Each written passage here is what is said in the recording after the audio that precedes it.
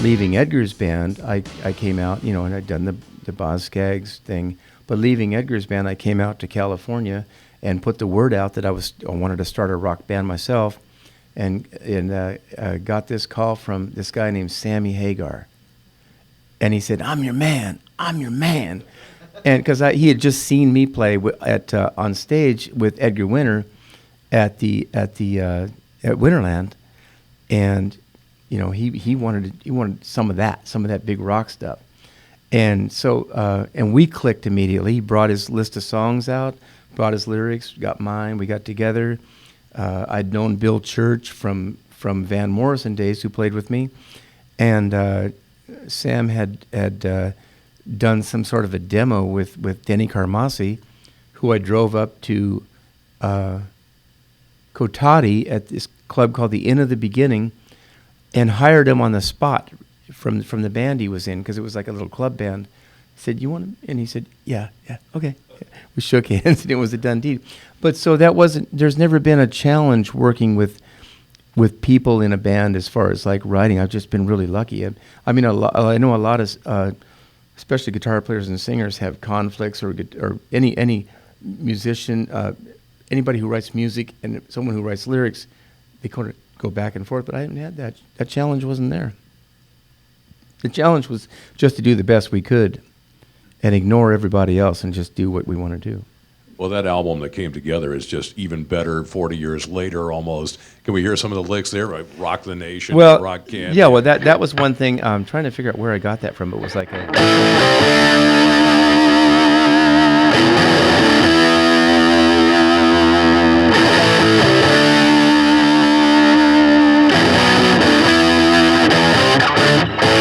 I mean, the most simplest elementary riffs. I mean, parallel riffs on the, and I'm trying to remember where I got that.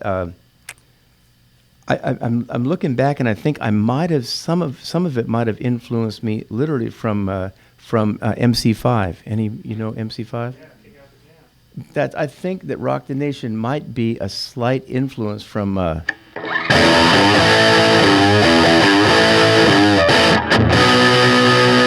You know what I mean? I think I might have had a little bit of that in my head, And Mike Bloomfield said one thing. Mike Bloomfield, the great guitar player from the East West album, the Paul Butterfield band, and he gave a quote, and I forget, it's probably somebody else's quote, but he said, whenever imitation becomes so strong that it takes on its own character and its own identity, it becomes innovation. And he's right. I mean, because I obviously wasn't doing that riff, but and riffs from that album, we were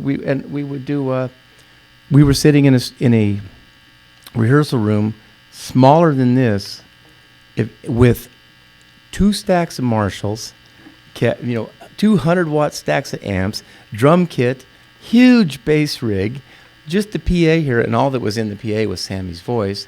So loud that the people outside on the street were going, "What's going on in that room?" It was huge. And we would always, I had a little cassette player, like a lot of bands do now, but I had this little cassette player that I would always just click it, just to hear what we were doing.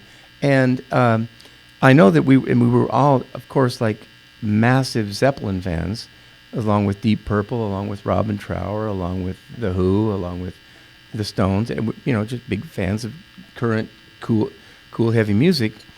And I know that drummer was playing something like When the Levee Breaks, one of those big deep halftime things.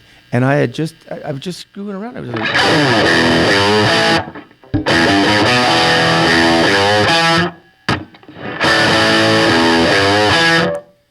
and so we ended up playing this riff, and that sounds pretty good. But we went back the next day, and we were trying. That was a cool groove we played yesterday. What was that? And had I not been able to pull my cassette player, rewind it, play the tune back, and get it, we would have never had Rock Candy.